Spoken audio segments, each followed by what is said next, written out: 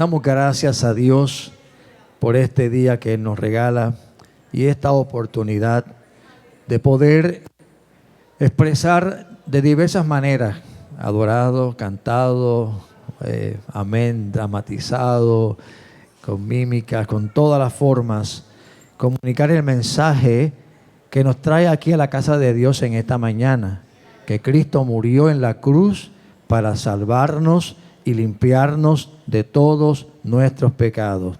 Quisiera que una vez concluya la reflexión de esta mañana, el grupo de adoración pueda volver al altar para volver a entonar en la hora de la oración y la administración el cántico segundo, que creo que el título es Jesús de Montesanto. Así que por favor estén preparados para que cuando concluya la reflexión puedan volver a ocupar el altar para dirigirnos en esa adoración. Esta mañana, cuando pensaba en qué, ¿verdad?, vamos a hablar, aunque no es, el tema no es lo difícil, sino, ¿verdad?, que del verso bíblico escoger. Y estaba repasando mis notas y algunos mensajes y algunas de las... Yo tengo un registro, ¿verdad?, de qué predico cada domingo. Y llevo ya como casi sobre 10 años que llevo un registro de las predicaciones. Y estaba mirando, me hice una pregunta: ¿cuándo fue la última vez que yo prediqué el sermón de las 7 palabras? Y buscaba y no fue hasta el 20, o sea, hace 6 años que yo no predico el sermón de las 7 palabras. Este es el sermón clásico que todo el mundo espera, ¿verdad? En muchas denominaciones cristianas, como el mensaje céntrico de un día como hoy. Pero usualmente uno, para no repetir mucho las cosas, pues usualmente utiliza otros temas, otros pasajes bíblicos tocantes a la cruz. Amén. Pero dije, bueno, ya hace 6 años, aquí hay gente que no me ha escuchado predicar las 7 palabras. Antes, yo recuerdo, Pastor Pedro, ¿verdad?, que cuando estábamos en la iglesia allá, que estábamos comenzando, gloria al Señor, el Pastor René nos asignaba, y eso era un maratón, ¿sabe? El dilema no era qué se iba a predicar, era quién iba a predicar. Y nos asustaba quiénes iban, porque a veces eran 7 predicadores, hermano. Y uno repetía lo que decía el otro, y eso se convertía en un culto de 2 horas prácticamente, eso de predicación. Yo sé que usted hoy no toleraría una predicación de esa magnitud y de esa amplitud. Pero, gloria al Señor, yo no voy a estar aquí, amén, el reloj está al frente de mí y me está controlando el tiempo, así que no voy a predicar, amén, 2 horas. No hay 7 predicadores, solamente por la gracia de Dios, este servidor. Amén. Así que vamos a hablar un poco sobre estas, y realmente no son 7 palabras, sino son 7 frases, 7 declaraciones que Jesús realiza en ese momento crítico. ¿Sabe? Si fuésemos a pensar la hora que es ahora mismo aquí, las 11 de la mañana, amén, más o menos en este horario de 9 a 12 del mediodía fue el escenario donde se dio toda esta historia poderosa, gloriosa y a la vez profundamente conmovedora del sacrificio de Jesucristo allí en la cruz. Es decir, que a esta hora estaría él pronunciando alguna de estas frases si nos remontásemos a ese día cuando aconteció su crucifixión. Y una de las situaciones que tenemos cuando hablamos del tema es que no hay un evangelio donde usted pueda encontrar una cronología exacta de las palabras o las frases que Jesús pronunció. Realmente es una recopilación de todo lo que los evangelios proveen de la historia de ese día. Y a raíz de toda esa información, los teólogos, los estudiosos, ¿verdad?, pues han formado una lista, ¿verdad?, con cierta cronología. Sí sabemos cuál fue la primera. Y sí, ¿cuál es la última? De eso no cabe duda alguna, porque no hay incongruencia en los evangelios para ubicar ambas expresiones. Pero el resto de las que están en medio, obviamente, va a depender, ¿verdad?, del modelo que haya usado el estudioso bíblico o el recopilador bíblico. En este caso yo estoy utilizando la concordancia de A.T. Robertson, es un clásico, una recopilación sino de los evangelios en forma cronológica. Y utilizando ese material, entonces es que vamos a dar el listado de las expresiones. Sabemos que ese día fue un día extremadamente largo para Jesús.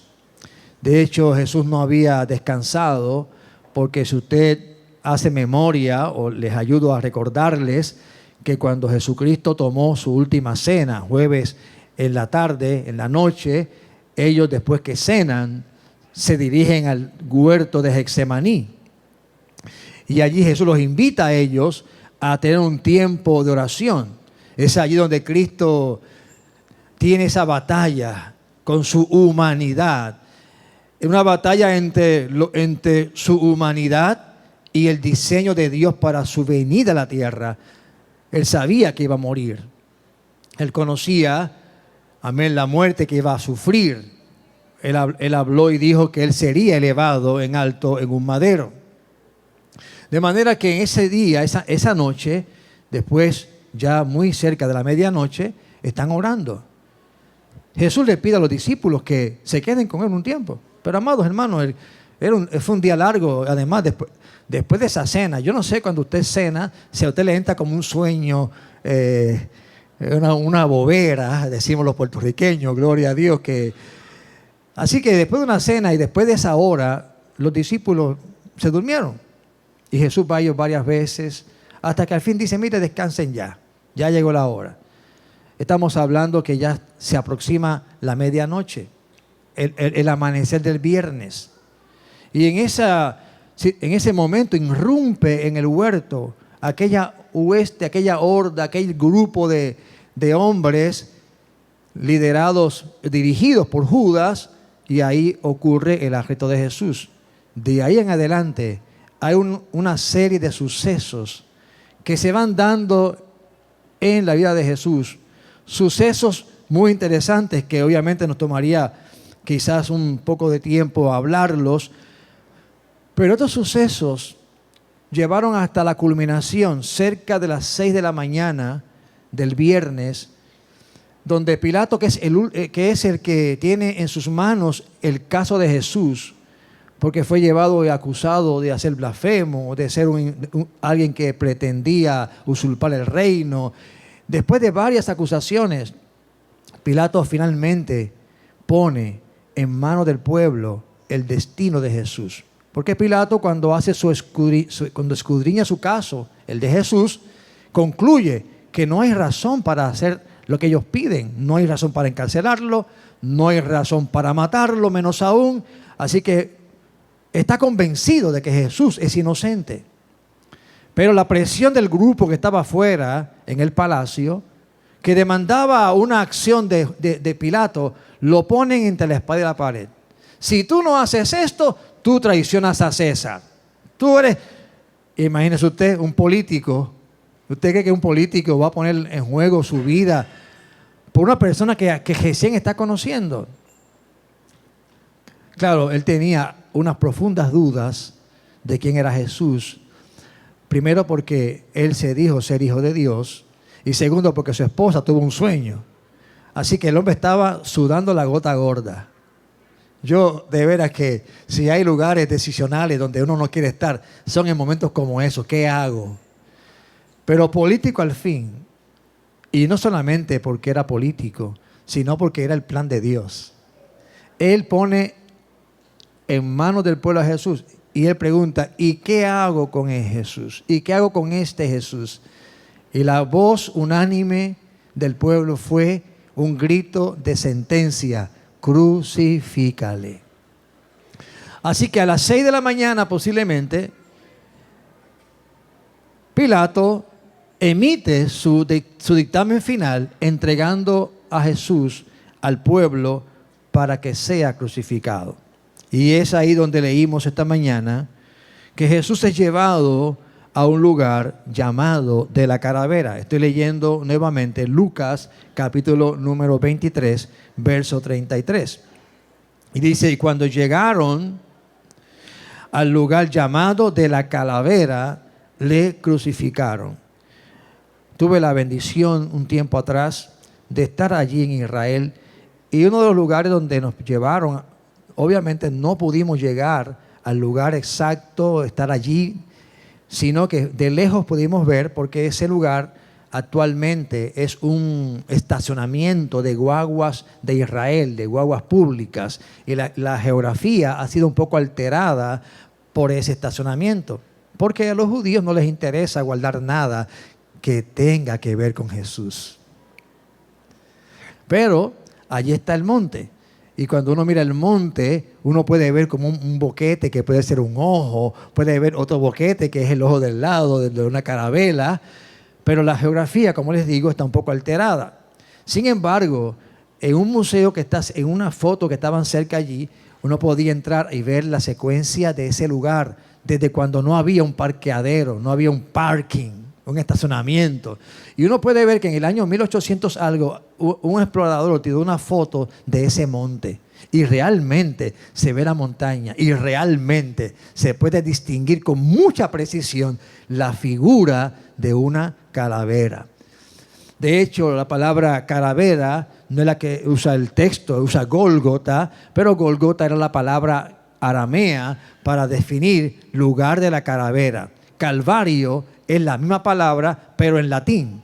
Así que el lugar está allí, amados, como un testimonio inequívoco, un testimonio real de que Jesucristo fue crucificado en aquel lugar, en la altura, en la cúspide de esa montaña. Y allí Jesús fue crucificado. Estando Jesús en la cruz, Él hace su primer pronunciamiento, o lo que diríamos la primera palabra: Padre, perdónalos porque no saben lo que hacen. Jesucristo había predicado abundantemente sobre el perdón. Él había dicho que era necesario perdonarnos unos a otros. Incluso cuando Jesucristo enseñó a la iglesia o a sus discípulos a orar, en la oración modelo de Jesús, Él específicamente dice: y perdona nuestras faltas, así como nosotros perdonamos a los que nos ofenden. Así que Jesús fue categóricamente claro en cuanto al perdón. Pero en esta ocasión Cristo nos da no solamente un ejemplo poderoso de sostener lo que dice y cumplir lo que predica. Cristo allí estaba en el peor momento de que cualquier persona puede encontrarse. De hecho, es indescriptible. Los que han visto la famosa película de Mel Gibson, ¿verdad? Y ven todo es una película ya hoy ya un poco vieja, ¿no? Pero la recopilación que hace, la descripción, el escenario que realmente plasma en esa obra cinematográfica es extremadamente impresionante, es dolorosa. No hay palabras. Pero hay gente que no podía, en el momento cuando salió, obviamente, la gente no podía quizás ver la magnitud de la violencia de esas escenas. Pero hay algo pasa con la gente, y pasó en el tiempo de Jesús, que ven escenas macabras y como que se han habituado a eso y ya como que no les provoca nada. El hecho es que fue una muerte horrible.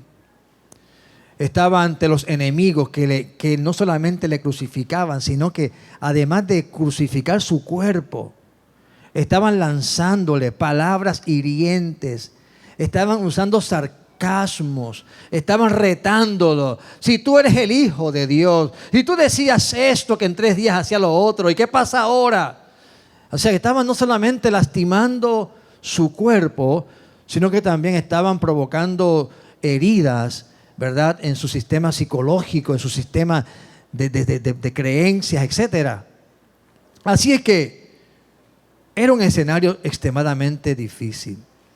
Pero Cristo allí cumple lo que Él enseñó.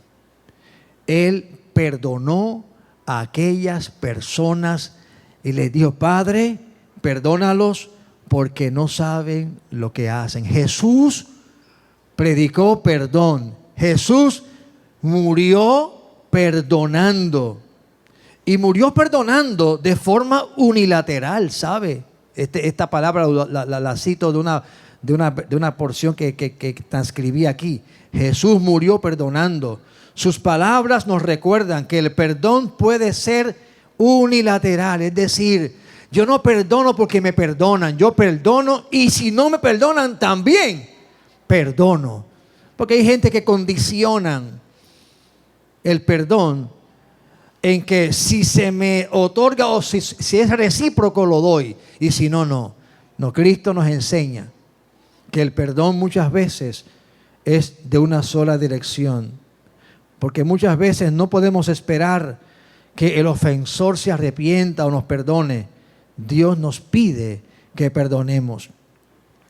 Perdonar de esta manera no es fácil, pero Jesús demostró que sí se puede. Yo no sé si tú sufres o estás viviendo una experiencia más terrible que la crucifixión. Yo te adelanto que no. No es posible. No es posible. Esto es algo insuperable, pero sí puede ser fuerte. No descarto, no minimizo, no menosprecio la situación que puedas vivir con relación a la ofensa de alguien o al dolor de alguien. Pero aquí Cristo te dice, perdónalo, perdónala. Cierra el capítulo. Gloria a Jesús. Jesús nos enseñó, amén, a perdonar en las peores circunstancias. Allí Jesús perdonó. De hecho, no solamente perdonó, sino que Él nos dio el mandato. Él dice que tenemos que perdonar. Mucho tiempo, años después, un discípulo de Jesús, no fue un discípulo directo de Jesús, porque no estuvo entre los 12, pero fue un discípulo de Jesús porque él creyó. Bueno, en particular era un diácono llamado Esteban.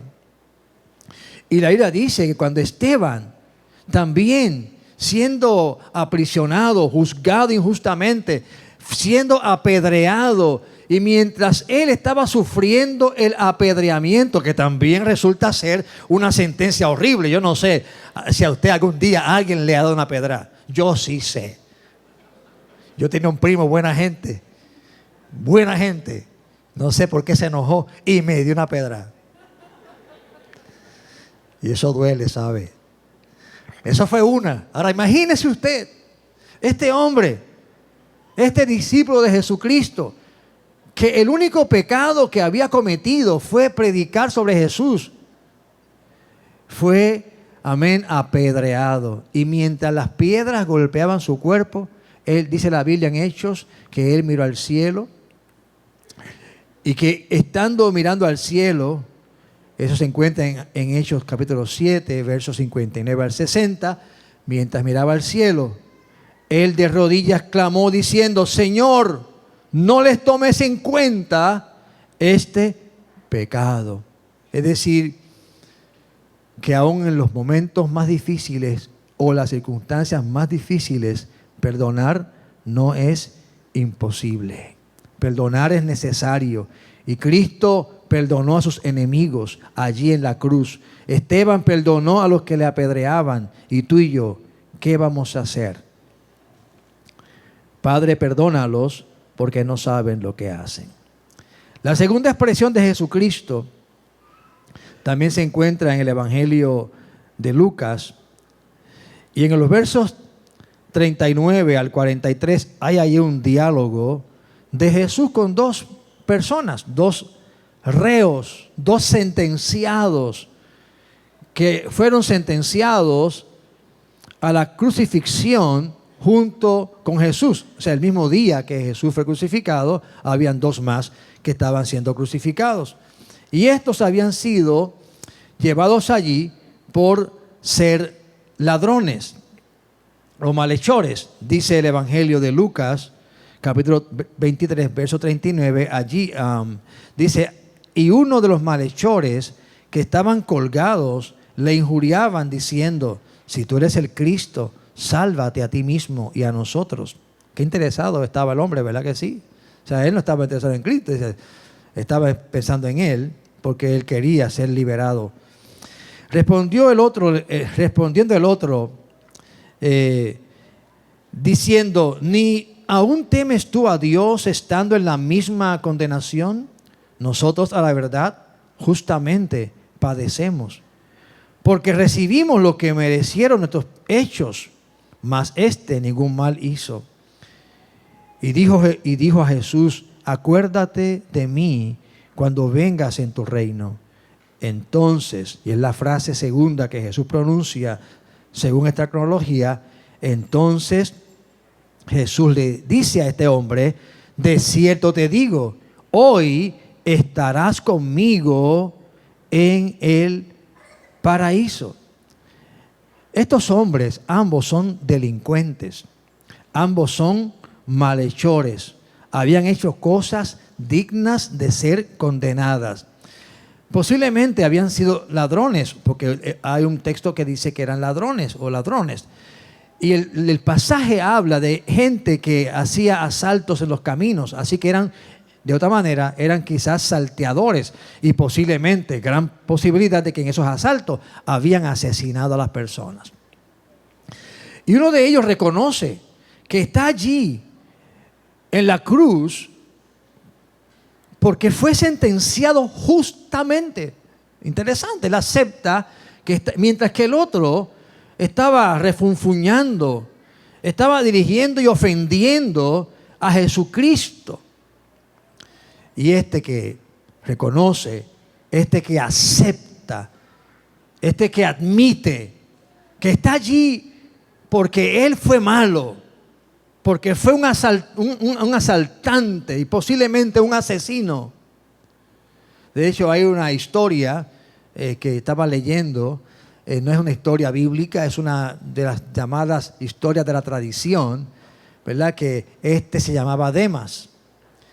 Y que Demas, según la historia apócrifa, que no está verificada por la palabra de Dios, había sido un muchacho que según un tiempo dado, cuando Jesús era niño, que iban de camino hacia Egipto. Ustedes recordarán, esa parte sí es bíblica, recordarán que cuando estaban matando a los niños, Herodes mataba a los niños, pues Dios le habla al papá de Jesús, ay Dios mío, a José. Ay, gracias Braden, gracias pastora, a José. Tengo aquí un historiador bíblico, gloria a Dios. Un aplauso a Braden. José fue avisado por el ángel que fuera a Egipto. Y ellos comienzan una travesía a Egipto para llevar a Jesús. Y la tradición, ahora vamos a cambiar de capítulo, vamos a cambiar ahora de switch, de canal. Ahora no estamos en el canal bíblico, en el canal que no es bíblico. Cuenta una historia que unos salteadores interceptaron la familia que iba camino a Egipto y Jesús era un niño, y que dentro de los asaltadores había un joven llamado Demas, y que Demas evitó que le hicieran daño al niño y tomó al niño en los brazos y le dice al niño, si algún día nos encontramos, recuerda que hice esto bueno. Bueno, eso dice ¿verdad? Las historias que no son bíblicas, pero son interesantes, ¿no? Porque de alguna manera como que ponen una conexión que ¿por qué este hombre tiene un corazón diferente al otro? Bueno, ambos eran malos, pero este fue sensible. Lo que no podemos negar es lo que este hombre le dijo a Jesús: acuérdate de mí. De hecho, él le pide a Jesús que se acuerde de él cuando esté en su reino, porque en el título, en la cruz decía que Jesús era ¿qué? Rey. Así que él le pide que se acuerde. Pero Jesucristo no le dice a él, te voy a dar un puesto político, te voy a dar un lugar en mi reino, sino que le responde, de cierto te digo, hoy estarás conmigo en el paraíso. ¿Y qué es paraíso? Un lugar de paz, un lugar de tranquilidad. Es un espacio donde hay vida, esperanza, y esto es algo hermoso. Pero este episodio Para mí ha sido un episodio que le he utilizado mucho para traer consolación a muchas personas que tienen mucha incertidumbre cuando alguien parte de esta tierra. Ha sido un pasaje que yo digo, Dios lo plasmó allí para darnos ejemplo de que siempre, mientras hay un suspiro de vida, no importa en la peor condición que alguien pueda estar, como estos sentenciados a muerte, no había posibilidad humana de que ellos fueran absueltos de ese dolor y de ese destino señalado para ellos. La muerte estaba ya grabada como, amén, con fuerza en ellos, no había manera, iban a morir. Pero respiraban. Los dos respiraban. Y Jesucristo le habla a este hombre diciendo, hay esperanza. Porque la salvación, amados, es un regalo de Dios. Es dada por gracia. Por gracias somos salvos. Este hombre no tenía ninguna otra oportunidad sino solamente clamar a la misericordia de Jesucristo. Clamar a Él solamente, con lo cual hizo con certeza. Pero no podía hacer ni un bautismo, no podía cambiar su vida, porque en el cielo ya salvo, que iba a ser en el cielo, pues gloria a Dios, disfrutar la gracia de Dios y el paraíso. De manera que para mí es un espacio de esperanza. Esta palabra de Jesús es un espacio de esperanza. Porque solamente a un ser humano le requiere un fragmento de segundo para confesar a Jesús. Muchas veces he llegado a un hospital donde una persona está allí aparentemente inconsciente, y digo aparentemente inconsciente porque se ha probado que hay sentidos del ser humano que no se apagan, que están ahí, y entre ellos el sentido auditivo. Y yo me acerco al oído de la persona y yo le digo, como digo aquí cuando termino el sermón, si alguien quiere recibir a Jesucristo, repita conmigo. Y yo le digo a la persona, le hablo, le digo, tú me estás escuchando, repite conmigo esta oración. Y le invito a repetir la oración, porque está vivo, está ahí, está vivo todavía. Todavía no se ha apagado su luz en esta tierra.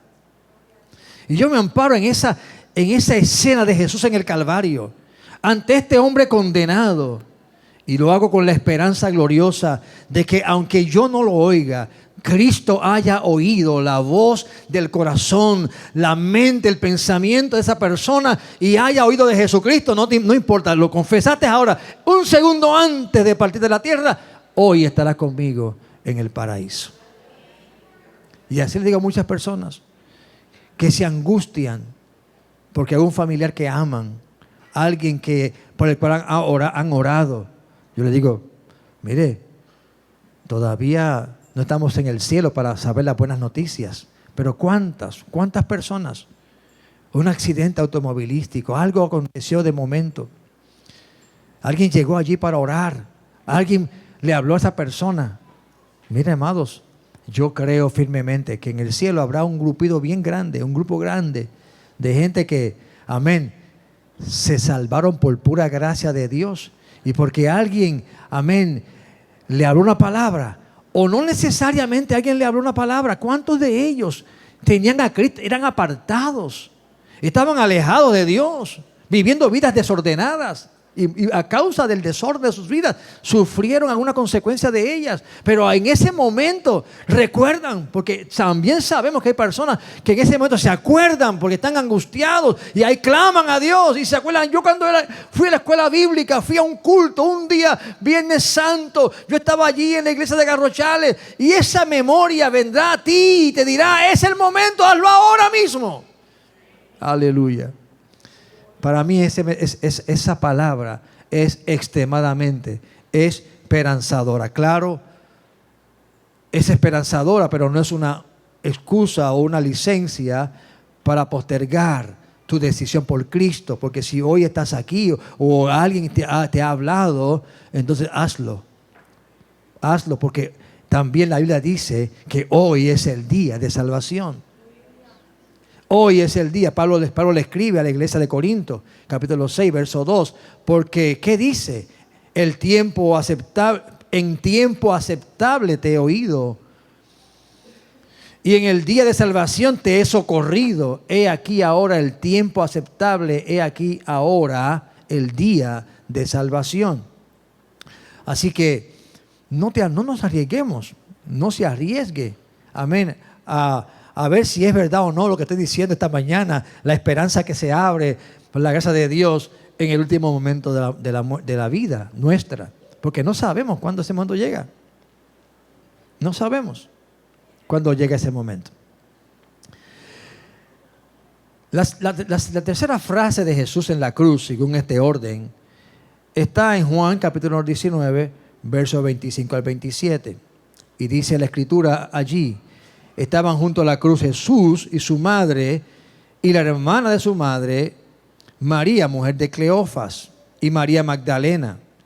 Cuando vio Jesús a su madre y al discípulo a quien él amaba, que estaba presente, dijo a su madre, y esta es la frase que Jesús dice en ese momento, tanto a su mamá como al discípulo: mujer, he aquí tu hijo.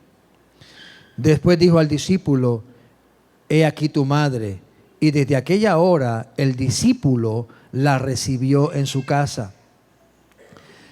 En esta palabra podemos decir que Jesucristo nunca olvidó las responsabilidades que él tenía como hijo. Nunca olvidó su preocupación por su madre, para que ella asegurarse de que ella estuviera bien, que fuera cuidada adecuadamente. Se presume obviamente que José había muerto.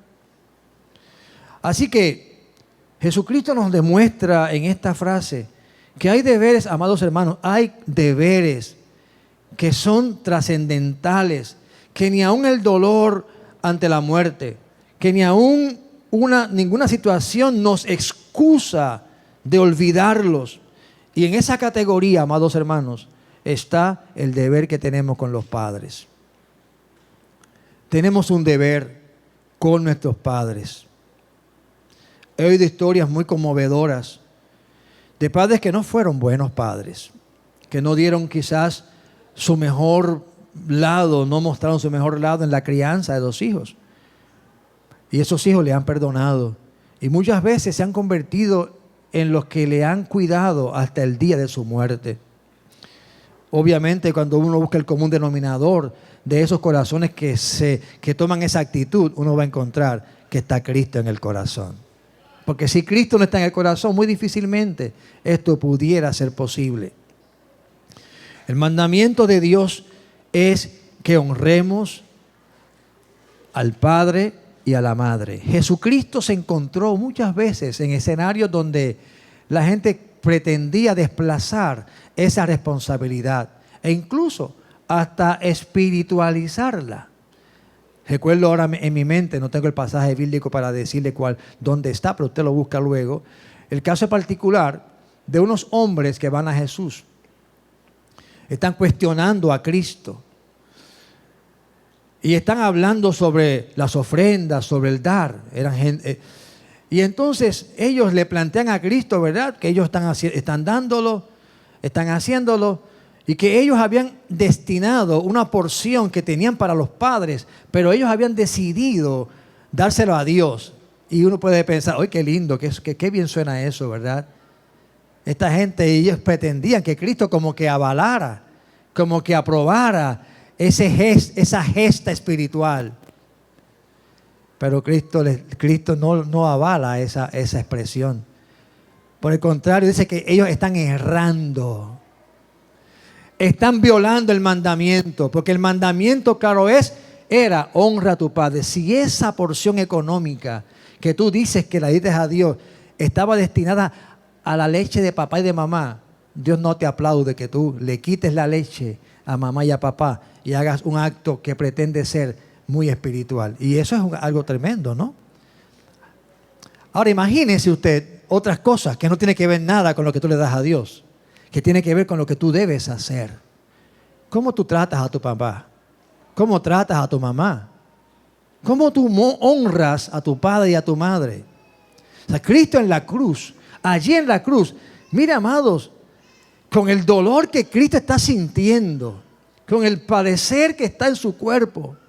Hermano, Él estaba pendiente a su mamá, estaba preocupado por ella. ¿Quién va a cuidar? Porque mientras Él estuvo en la tierra, y usted va a ver las muchas interacciones, las muchas veces que Jesús estaba con su mamá.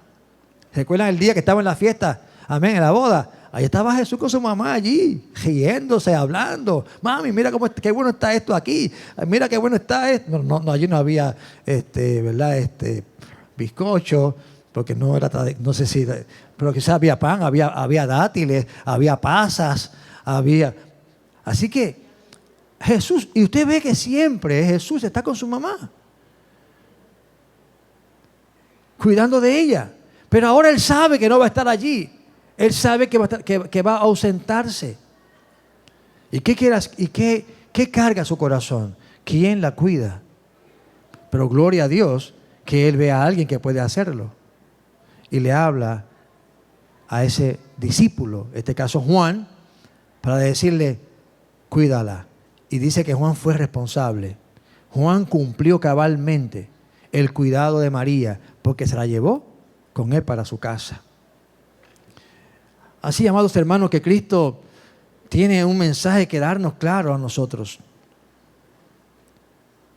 Tenemos que atender a esos seres que nos procrearon. Y si algo no hicieron bien, tenemos que perdonarlos. Amén. Aleluya. Cristo estaba atento a esas necesidades. Después que esto acontece, dice el autor A.T. Robertson, que serían cerca de las 12 del mediodía, lo que en el lenguaje bíblico sería la hora sexta. Allí Jesús, a partir de ese momento, Él pronuncia las últimas 4 frases. Es un periodo que va desde las 12 del mediodía hasta las 3 de la tarde. Porque a las 3 de la tarde, que es la hora novena, es donde Jesús finalmente muere. Y las primeras 3 frases de Jesús van dirigidas a otras personas. Padre, perdónalos porque no saben lo que hacen. Al reo de muerte, al malhechor, hoy estarás conmigo en el paraíso. A su mamá, preocupado por ella, le entrega el cuidado de su madre a el discípulo Juan. Pero aquí ahora vienen 4 frases que tienen que ver con él. Y la primera de ellas está en Marcos capítulo 15, verso 34. Y dice, y a la hora novena, Jesús clamó a gran voz, diciendo, Eloí, Eloí, lama sabactani, que traducido es, Dios mío, ¿por qué me has desamparado? Fue un grito de desolación. De hecho, la oración en el lenguaje en que se escribe el Evangelio, de hecho, la frase que Jesús está diciendo está en arameo. O sea, es una transliteración de la frase aramea de lo que Jesús estaba diciendo. Eloí, Eloí, Eloí significa Dios. ¿Por qué me has abandonado? Es la traducción. Y cuando registra Marcos, la frase que dice y clamó, Jesús clamó, esa frase de por sí indica que la intensidad verbal, la intensidad con que se pronuncia es bien alta, la frase sola. O sea, esa frase que en griego sería boao, es una declaración de que la persona está diciendo algo en voz alta. Sin embargo, además de decir que es una frase que se dice en voz alta, como un tipo de grito, de eso significa gritar, clamar, también dice el texto que dice que fue grande. Y ahí usa la palabra mega.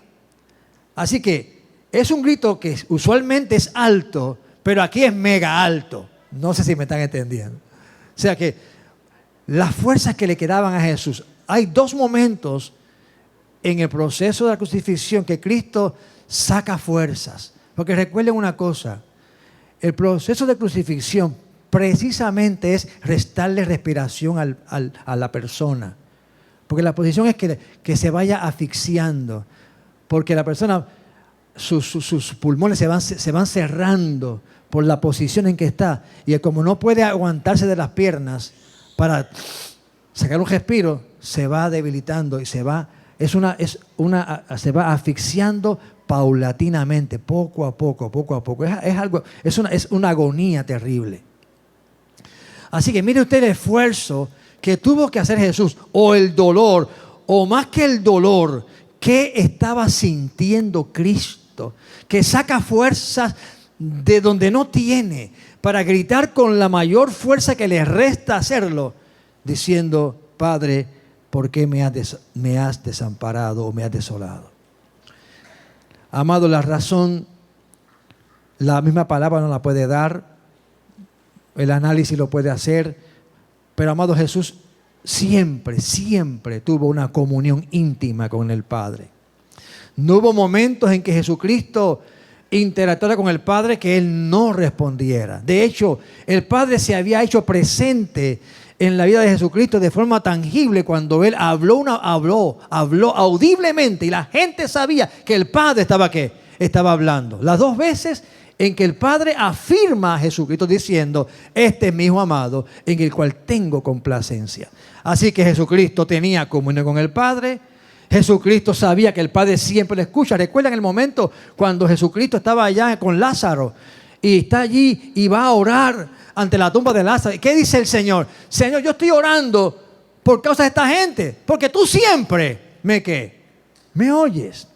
O sea que hay evidencia para hablar y probar que Jesucristo estaba convencido. Jesucristo nunca sintió la ausencia o sintió el silencio del Padre. Nunca. Hasta ese momento. Hasta ese momento. En ese momento Jesucristo sintió que el Padre ya no lo estaba afirmando. Sintió, amén, que no lo escuchaba. Se sintió abandonado. La experiencia de abandono es terrible. Sentirse abandonado. Que nadie se interesa por lo que te está pasando en la naturaleza humana es devastador. Así que multiplique eso en forma exponencial. Jesucristo debió sentirse en su humanidad. Quiero citarles una porción que escribe el teólogo Wayne Grumman en su libro Teología Sistemática. Dice, y cito: pero mucho peor que la deserción de sus más íntimos amigos humanos fue el hecho de que Jesús se vio privado de la cercanía con el Padre, que había sido su más profundo gozo durante toda su vida terrenal. Cuando Jesús exclamó: Elí, Elí, lama sabactani, que significa: Dios mío, ¿por qué me has desamparado? Él mostró que estaba separado por completo del dulce compañerismo de su Padre Celestial, que había sido la fuente constante de su fortaleza interna y el elemento de su mayor gozo en una vida llena de dolor. Al cargar Jesús con nuestros pecados, y escuche esta parte de la cita, que es la que da la clave, por qué el dolor y por qué el abandono aparente del Padre. Al cargar Jesús con nuestros pecados en la cruz, se vio abandonado por su Padre Celestial, porque, y cita una porción de Habacuc, capítulo 1, verso 13, son tan puros tus ojos que no pueden ver el mal. Jesús se enfrentó solo al peso de la culpa de millones de pecados, entre los cuales estaba el mío y el tuyo. Por un momento el Padre tuvo que quitar la mirada del Hijo, porque en ese momento estaban siendo puestos sobre él los pecados de toda la humanidad.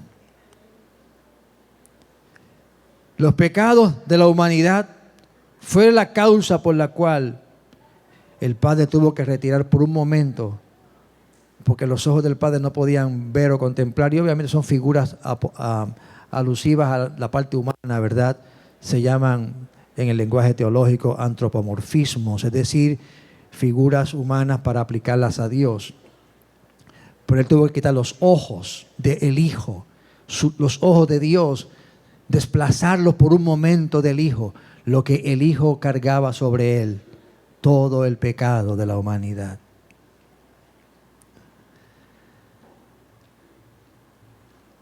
Y decimos que fue un momento de grito y de abandono por un momento, porque vamos a ver luego cuando Él vuelve nuevamente a reafirmar su confianza en el Padre. Y es la última frase que vamos a mencionar.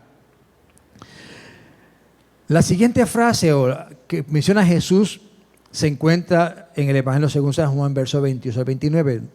Después de esto, sabiendo Jesús que todo estaba consumado, dijo para que la Escritura se cumpliese: tengo sed. Y había allí una vasija llena de vinagre. Entonces ellos, los soldados, empaparon en vinagre una esponja y poniéndola en un hisopo, se la acercaron a la boca. Dice que obviamente Jesús en esa frase expresa dos cosas importantes. Número uno, expresa su humanidad.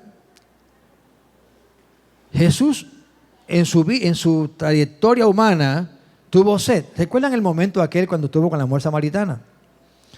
Allí Jesús expresó sed física, porque Jesús es y fue 100% hombre y 100% Dios. Es un misterio, ¿verdad? Muchas veces incomprendido. Pero Jesús tuvo físicamente necesidades y allí expresa la necesidad obvia de que está en una circunstancia sumamente difícil de tener sed. Pero cuando Jesús habla de la sed, también hay una parte que tenemos que entender. Y lo podemos ver cuando vemos lo que ocurre, vuelvo repito, con la samaritana. Allí Cristo muestra su humanidad cuando dice, dame de beber. Ahí se plasma su humanidad. Pero realmente, ¿de qué sed y de qué agua Jesús le habla allí a la mujer? No era la del pozo, era la sed de un agua que salta para vida eterna. Era la sed que sacia al hombre para salvación. Es la sed que Jesús es el agua de vida que la sacia. De manera que en ese grito de Jesucristo no solamente está su humanidad presente, sino que hay un recordatorio a nosotros, a usted y a mí, que lo oímos en esta mañana. Todavía le pregunto, ¿Jesús tiene algún tipo de sed todavía? ¿Qué diríamos? Sí. ¿Cuál es su sed? Que tú seas salvo, que tú puedas beber y que la sed que salta para el agua que salta para la vida eterna, tú lo puedas tomar, que es Él. Y yo creo que ese grito sigue todavía siendo una verdad que retumba cada vez que alguien predica, cada vez que alguien habla la palabra de Dios, que te habla de Jesucristo. Jesús anhela, Jesús tiene sed de que tú tomes de esta agua, de que tú bebas de Él, de que tú seas salvo. Él lo sigue gritando en el día de hoy. Lo grita en esta mañana. Aleluya. No andes por la vida, amén, en ese sequedal que es el pecado, la maldad. Bebe, refréscate del agua de vida eterna que es Cristo Jesús. El penúltimo grito de Jesús, dice Juan 19:30, cuando Jesús hubo tomado el vinagre, dijo, consumado es. La palabra consumado significa ha sido completado, se ha finalizado, se ha logrado. ¿Y qué es lo que finalizó? ¿Qué es lo que se logró? ¿Qué es lo que se completó? Que Jesús dice ya se ha completado. Mire, se completó su misión. La misión de Cristo fue cabalmente cumplida. Ciertamente Él luchó en el Getsemaní. Él sintió el abandono del Padre, pero Él no desistió de cumplir el propósito por el cual Él fue enviado a esta tierra.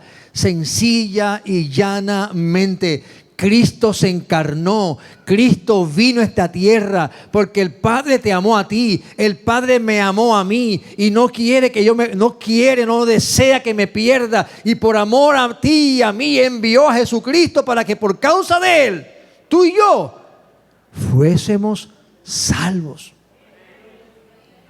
Gloria a Dios. Jesús cumplió cabalmente el plan del Padre. Él no decepcionó al Padre. Él cumplió cabalmente todo lo que el Padre tuvo como designio hacer.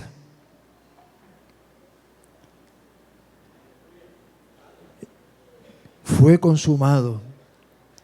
Dice 2 Corintios capítulo 5,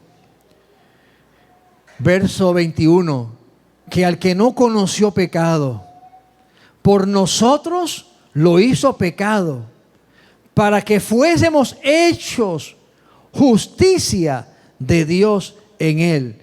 Él tomó mi lugar, tomó mi condena, fue hecho pecado por causa de mi pecado, para que mi pecado, siendo perdonado por Él, yo fuese hecho justicia, es decir, sea justificado, sea absuelto, sea declarado libre, sea declarado santo. Y yo te digo, para el santo pastor, bueno, yo no tengo de nombre ni segundo ni tercero santo, pero por la gracia de Dios soy santo. Aleluya. Amén. Que si es bueno, no hay ninguno, dice Jesucristo. Así que hay santos no buenos. Gloria a Dios. Aleluya. Yo me pongo bajo esa lista. Santos no buenos. ¿Es una contradicción? No es contradicción. Porque santo es la posición donde Cristo me pone por causa de Él. Es la posición que el Padre me asigna por causa de Él. Por lo que Él hizo. Porque tomó mis pecados. Aleluya. Gloria. Por eso es que dice Romanos, luego dice, no hay ninguna condenación para el que está donde, en Cristo Jesús. En Gálatas 3:13 dice, Cristo nos redimió de la maldición de la ley, hecho por nosotros maldición, porque escrito está, maldito todo aquel que es colgado en un madero. Con razón el Padre tuvo que retirar por un momento la mirada del Hijo. Estaba cargando el pecado nuestro. Aleluya. Y finalmente pronuncia Jesús su séptima palabra. Y en Lucas 23:46 dice, entonces Jesús, clamando a gran voz, dijo, Padre, en tus manos encomiendo mi espíritu. Observe que Jesucristo aquí vuelve nuevamente a reconocer la presencia del Padre. Aquí vuelve nuevamente a testificar la presencia del Padre que está ahí presente para recibirlo. El Padre que, amén, Él ha conocido, obviamente, y cuando digo conocido otra vez, siempre digo, ¿verdad?, que hay frases humanas que para describir relaciones, pero Él es Dios, es el Dios trino, es uno solo. Amén. Inseparables. Gloria al Señor. Pero en esta relación, Él expresa, ahí está el Padre para recibirle. El Padre que le ha hablado del lugar que Él tiene. El Padre que tiene la casa eterna. El Padre que le ha dicho al Hijo, amén, que está a su diestra sentado. Y que también el Padre que nos dice a nosotros en el día de hoy que hay un lugar para ti también ahí, junto con el Hijo, porque Él dice y Él expresa que Él quiere que donde Él está, tú también estés. Que tú conozcas la gloria que el Padre, amén, le ha dado al Hijo, que tú estés presente allí con Él. Aleluya. Allí estaba el Padre Allí está el Padre. Allí sigue el Padre. Ciertamente recibió al Hijo. Porque Jesús dijo, siempre Él dijo, de descender del cielo, ¿y qué va a pasar? Y al cielo va a regreso. No había duda alguna en Jesús, el lugar junto al Padre. Ahora la invitación final de esta mañana, y quiero que el grupo de adoración por favor vaya subiendo. La conclusión final de esta mañana, vean, no fueron 2 horas, ¿verdad que no? Si pongo aquí a 3 predicadores a predicar, entonces sí les digo que estamos aquí hasta la tarde. Pero mire, todo lo que hemos hablado es un resumen. Yo pienso que cada palabra de Jesús resume todo lo que es el Evangelio, todo lo que Él predicó, y lo pone como un sello que imborrable. Hoy estamos aquí celebrando Viernes Santo. Y qué bueno, de veras que yo doy gloria a Dios, yo doy gracias a Dios porque una gran parte de la humanidad, y digo una gran parte porque obviamente hay una parte de la humanidad que no reconoce a Jesús. Hay países que cierran las puertas al Evangelio, pero hay una gran multitud. Hay miles y millones de personas que creen en Jesús. Hay miles que creen en Cristo porque están en los libros. Hay miles que les han oído de Jesús. Pero más importante que tú hoy estar aquí y que estar reconociendo que Él murió en la cruz, que oíste del mensaje, alguien te invitó, qué bueno, qué gloria a Dios por eso. Pero más que eso, Él quiere que donde Él está, tú estés. Y eso requiere que haya un vínculo, una relación, no de oídas, no de que voy a sacar un tiempo para reflexionar en esa historia cada Viernes Santo, sino que hoy establezcas una relación con Jesús. Si eres creyente, que esto te sirva para afirmarte cada día más en Cristo, para reconocer lo que le costó, el precio que pagó Jesús en la cruz del Calvario, y que reconociendo lo que sufrió, lo que vivió, estas descripciones que brevemente se han realizado esta mañana, reconociendo ese peso, tú vas a decir: gracias, Dios mío, porque pensaste en mí. Gracias porque me diste la oportunidad de conocerte. Gracias porque perdonaste mis pecados. Porque puedo decir realmente que yo tenía un peso en mi vida. Yo tenía una culpabilidad que me agobiaba, pero que ahora puedo decir: ya no siento esa culpabilidad, ya no siento ese peso, porque es real el lavamiento por la sangre de Cristo. Si no fuera real, seguiría sintiendo lo mismo. Y que establezca y que permanezcas, hermano, en la fe de Cristo Jesús. Pero si no le conoces, si no has establecido esa relación, hazlo.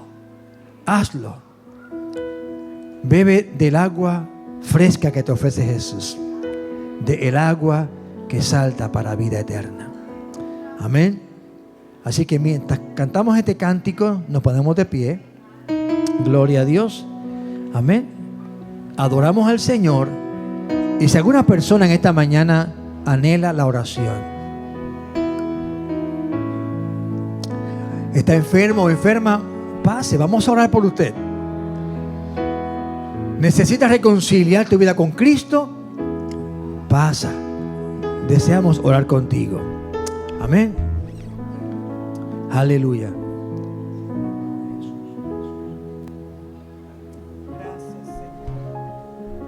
Padre, te damos gracias en esta mañana por este tiempo que nos das, Señor Jesús, por esta oportunidad que nos concedes. Tú conoces nuestros corazones y tú sabes la necesidad que puede haber en cada corazón. Aquí estás tú para obrar, porque no estás clavado en la cruz. La cruz que proclamamos es una cruz que está vacía.